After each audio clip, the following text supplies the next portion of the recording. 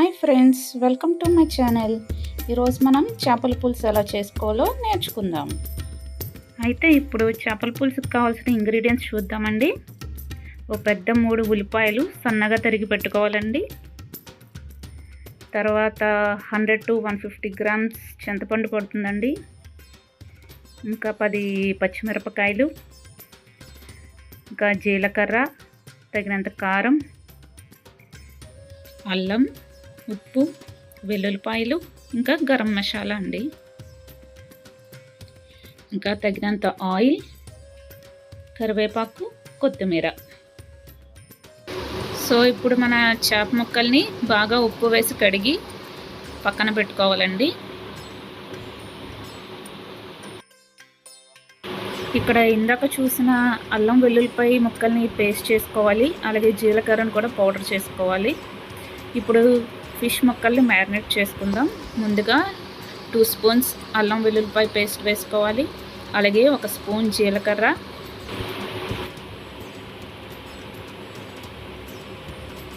అలాగే 3 స్పూన్స్ కారం,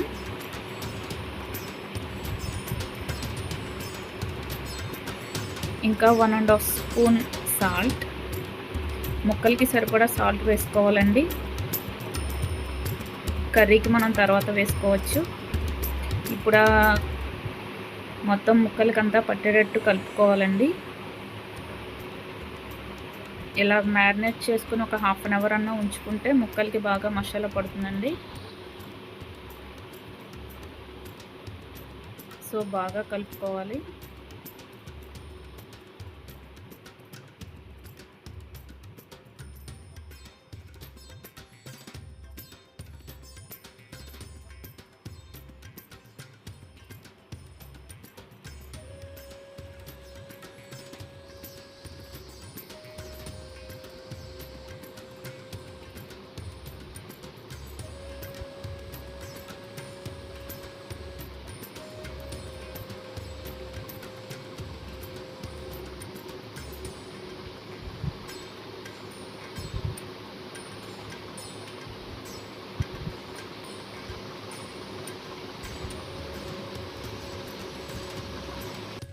ఇప్పుడు ఆ చింతపండుని ఒక బౌల్లో తీసుకుని నానబెట్టుకోవాలండి.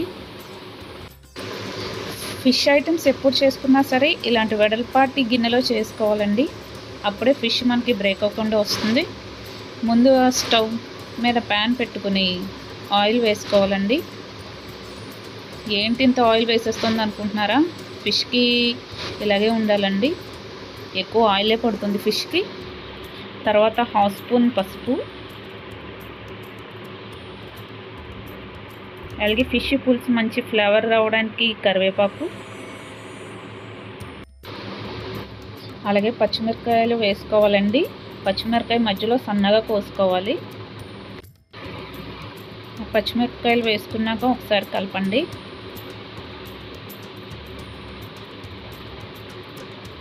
అవి కొంచెం ఫ్రై అవ్వాలి పచ్చిమిరపకాయలు.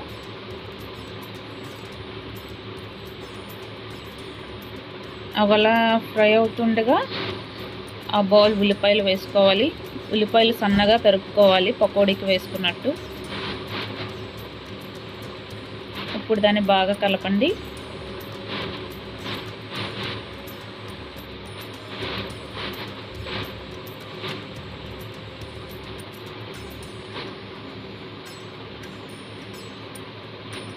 ఇదిగోండి, ఈలోపు మన ఫిష్ మ్యారినేట్ అవుతోంది.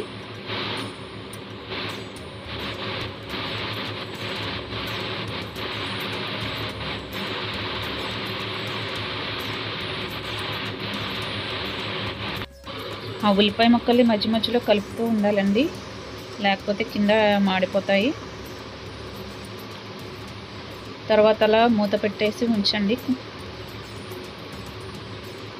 ఒక 10 to 15 మినిట్స్ తర్వాత ఇలా ఎర్రగా వేగుతాయండి ఉల్లిపాయలు. అలా వేగితేనే మంచి టేస్ట్ వస్తుంది చేపల పులుసుకి. అలా వేగిన తర్వాత మనం మ్యారినేట్ చేసిన ఫిష్ ముక్కల్ని ఒకదాని తర్వాత ఒకటి వేసుకోవాలండి. ముక్కలన్నీ ఒకదాని పక్కన ఒకటి చక్కగా పేర్చుకోవాలి.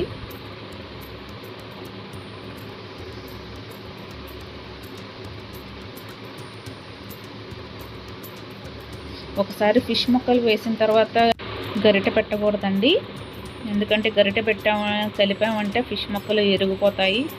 సో ఒక్కసారి ఫిష్ ముక్కలు వేసిన తర్వాత గరిటె పెట్టకూడదు. తర్వాత ఆ ఫిష్ ముక్కల్లోంచి ఆయిల్ బయటకు వస్తుందండి, అలా ఫిష్లో వేగాలి ఆయిల్లోనే. అలా వేగిన తర్వాత చింతపండు గుజ్జు వేసుకోవాలండి. ఆ చింతపండు గుజ్జు కూడా చిక్కగా తీసుకోవాలి. నాకైతే 3 బౌల్స్ వచ్చింది అది, నేను 3 బౌల్స్ వేసేసుకున్నాను. అలా చింతపండు పులుసు వేసుకున్న తర్వాత 1 స్పూన్ గరం మసాలా పడుతుందండి. దీనికి ఎక్కువ గరం మసాలా వేసుకోకూడదు చేపల పులుసుకి. అలాగే కొంచెం కొత్తిమీర జల్లుకోవాలి. ఇప్పుడు మీ రుచికి తగ్గట్టుగా మీకు కారం, ఉప్పు అన్నీ మీరు ఇప్పుడే చూసుకొని వేసుకోవాలండి. ఇలాగ బాగా దగ్గరగా ఉడకాలండి. అలా దగ్గరగా ఉడికితేనే చేపల పులుసు టేస్టీగా ఉంటుంది. ఇలా దగ్గరగా అయిపోయిన తర్వాత స్టవ్ ఆఫ్ చేసి కర్రీని బౌల్లో తీసుకోవాలండి. గుమగుమలాడే చేపల పులుసు రెడీ అండి. ఈ వీడియో కనుక మీకు నచ్చినట్టయితే లైక్ చేయండి, షేర్ చేయండి, కామెంట్ చేయండి. మా ఛానల్ని సబ్స్క్రైబ్ చేసుకుని బెల్ ఐకాన్ని ఆన్లో పెట్టుకోండి. Thanks for watching.